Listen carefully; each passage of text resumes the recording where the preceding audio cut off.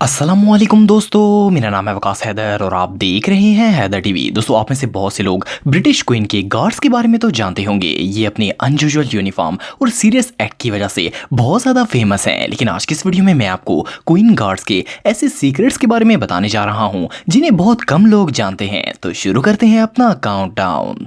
Subscribe करें Haider TV को और बेल आइकन को दबाएं इंफॉर्मेटिव वीडियो सबसे पहले देखने के लिए। Number 7, no toilet breaks. दोस्तों, चाहे आप दुनिया के किसी भी कोने में कोई भी जॉब कर रहे हो और चाहे आपकी जॉब कितनी ही हार्ड क्यों ना हो, इसमें एटलीस्ट एक चीज की कंसेशन दी जाती है और वो है टॉयलेट जाना। दुनिया में आज तक ऐसी कोई जॉब नहीं बनी जिसमें इंसान को टॉयलेट जाने की इजाजत ना हो। लेकिन आप बिलीव नहीं करेंगे कि ब्रिटिश के शाही खानदान के गार्ड्स को ड्यूटी के दौरान टॉयलेट यूज करने की परमिशन नहीं होती। ये लोग अपनी ड्यूटी शुरू होने से पहले ही इस काम को निपटा लेते हैं। लेकिन अगर किसी गार्ड को ड्यूटी के दौरान वॉशरूम इस्तेमाल करने की हाजत आ जाए तो इसे किसी भी सूरत में वहां जाने की इजाजत नहीं दी जाती, फिर चाहे इस बेचारे को कितनी ही इमरजेंसी क्यों ना लगी हो। हालांकि ये अपनी ड्यूटी शुरू करने से पहले काफी ज्यादा पानी पीते हैं और इन्हें वॉशरूम जाने की जरूरत तो पड़ती ही है, लेकिन वो शाही खानदान के बनाए गए रूल्स को नहीं तोड़ सकते। सुनने में तो ये बात बहुत अजीब लगती है, भला किसी की जॉब इतनी हार्ड कैसे हो सकती है कि वो टॉयलेट भी ना जा सके। लेकिन ये बिल्कुल सच है। इन गार्ड्स की ड्यूटी 6 घंटे की होती है और इन 6 घंटों में वो अपनी जगह से हिल भी नहीं सकते। फिर इन्हें ड्यूटी के दौरान टॉयलेट जाने की जरूरत पड़ जाए तो वो क्या करते होंगे, ये बात तो सोचकर ही दिल खराब हो जाता है। ये रियली अनबिलीवेबल है। Number 6, untouchable. दोस्तों, रॉयल फैमिली के गार्ड्स की ट्रेनिंग किसी मिलिट्री ट्रेनिंग से कम नहीं होती। इन्हें बहुत से मुश्किल मराहिल से गुजारकर सख्त जान बनाया जाता है ताकि ये हर तरह के हालात का मुकाबला कर सकें। ये लोग डिसिप्लिन के बहुत पाबंद होते हैं। जिस रास्ते से रॉयल गार्ड्स गुजर रहे हो वहां पर किसी को खड़ा होने की इजाजत नहीं होती। अगर कोई बंदा गलती से भी गार्ड के सामने आ जाए तो ये इसे धक्का मारकर साइड पर हटा देते हैं और परेड करना शुरू कर देते हैं। इवन इनकी वॉक के लिए रास्ता इलादा करके इस जगह को हाईलाइट किया जाता है ताकि कोई इन गार्ड्स की मार्च में रुकावट ना बन सके। हालांकि अगर इनके साथ सेल्फीज वगैरह बनाई जाएं या इन्हें हंसाने की कोशिश की जाए तो इन्हें कोई प्रॉब्लम नहीं होती, लेकिन इन्हें अपने रास्ते में आने वाले लोग बिल्कुल भी पसंद नहीं होते। अगर आप इनके नजदीक जाएंगे तो आपको पता चलेगा कि ये कितनी ऊंची आवाज में शाउट करते हैं। इवन के कई दफा इन्हें लोगों को मारते हुए भी देखा गया है। बाज दफा जब टूरिस्ट इन गार्ड्स को मॉक करने की कोशिश करते हैं तो ये इसका बहुत बुरा रिस्पॉन्स देते हैं। ये लोग सच में टेरिफाइंग हैं। My wife for the Queen's Guard!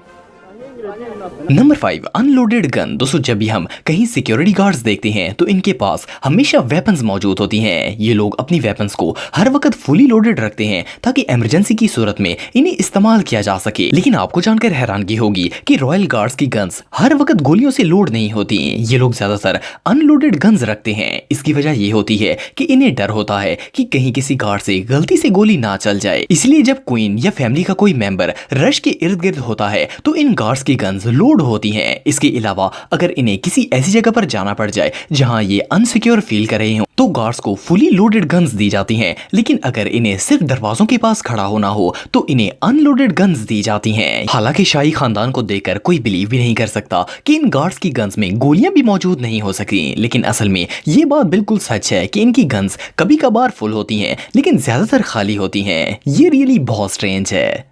Number 4, fainting to attention. दोस्तों, रॉयल गार्ड्स को अपनी ड्यूटी निभाने के लिए बहुत से मुश्किल मराहिल से गुजरना पड़ता है। इन्हें कई कई घंटों तक हैवी यूनिफॉर्म पहनकर खड़े रहना होता है। सर्दी, गर्मी, बारिश, चाहे जैसा भी मौसम हो, इन्हें अपनी जगह से हिलने की इजाजत नहीं होती और ये हर वक्त एक्टिव रहते हैं क्योंकि ये सब इनकी ड्यूटी का हिस्सा होता है। इन्हें किसी भी सूरत में अपनी जगह से हिलने की इजाजत नहीं होती। इनका यूनिफॉर्म 12 लेयर्स पर मुश्तमिल होता है। खास तौर पर गर्मी के मौसम में इसे पहनकर ड्यूटी करना काफी ज्यादा हार्ड होता है क्योंकि यूनिफॉर्म इतना मोटा होता है कि इसमें सांस लेना भी मुश्किल हो जाता है। और यहाँ तक कि कुछ गार्ड्स की हालत इतनी खराब हो जाती है कि वो बेहोश होकर जमीन पर भी गिर जाते हैं और थोड़ी देर बाद जैसे ही वो होश में आते हैं इन्हें वापस अपनी ड्यूटी पर पहुंचना होता है। चाहे कुछ भी हो जाए, इन्हें ड्यूटी के दौरान रेस्ट करने की बिल्कुल परमिशन नहीं होती। इवन ये कहीं पर बैठ भी नहीं सकते। इन्हें हर वक्त स्टैंडिंग पोजीशन में ही रहना पड़ता है और अपनी ड्यूटी करनी होती है। आप बिलीव नहीं करेंगे कि इतनी शदीद गर्मी में इन्हें अपना पसीना साफ करने की भी परमिशन नहीं होती। ये रियली अनबिलीवेबल है।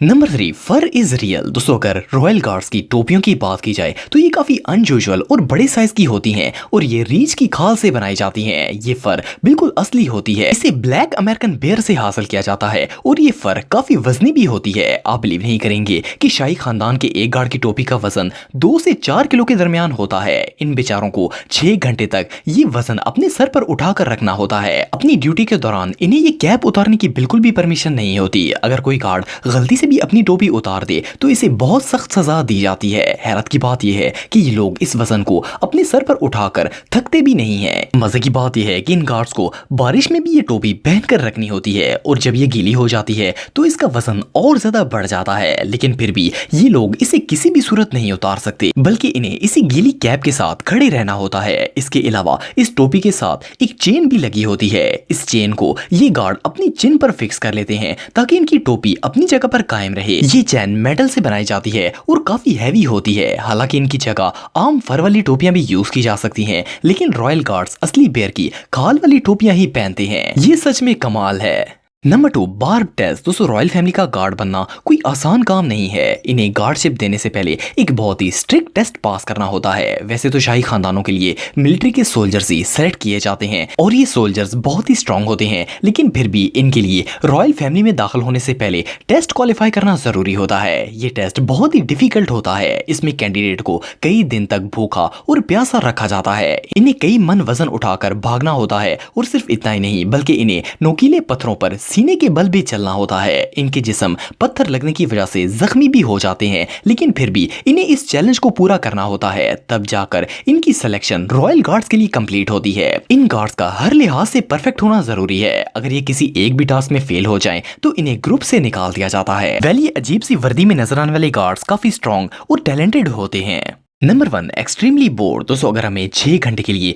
एक ही जगह पर एक ही पोजीशन में खड़े होने के लिए कहा जाए तो हम यकीनन ना सिर्फ बोर होंगे बल्कि उकता जाएंगे। ऐसा ही कुछ रॉयल गार्ड्स के साथ भी होता है। ये बेचारे अपनी 6 घंटे की ड्यूटी के दौरान एक ही स्टाइल में खड़े रहते हैं। इन्हें सिर्फ 10 कदम की लेफ्ट या फिर राइट में मार्च करने की परमिशन होती है। एक ही पोजीशन में खड़े होकर ये लोग थकते तो नहीं है, लेकिन बोर जरूर हो जाते हैं। हालांकि इन्हें देखकर कोई अंदाजा भी नहीं लगा सकता कि इन लोगों को बोरिंग का मतलब भी आता होगा। ये जिस तरह अपनी ड्यूटी कर रहे होते हैं, इन्हें देखकर ऐसा लगता है जैसे ये कोई रोबोट हो जिसे इसी तरह खड़ा होने के लिए प्रोग्राम किया गया है। लेकिन ये बात सच नहीं है। इन गार्ड्स के भी इमोशंस होते हैं और कभी कभी ये इमोशंस को एक्सप्रेस भी करते हैं। आखिर इतना मोटा यूनिफॉर्म, इतनी वजनी टोपी और वेपन उठाकर एक ही पोज में खड़े रहना कोई आसान काम नहीं होता। इसीलिए कभी कभार ये सिंगिंग शुरू कर देते हैं और बाज दफा तो ये डांसर्स के साथ मिलकर नाचना भी शुरू कर देते हैं। ये रियली अनबिलीवेबल है।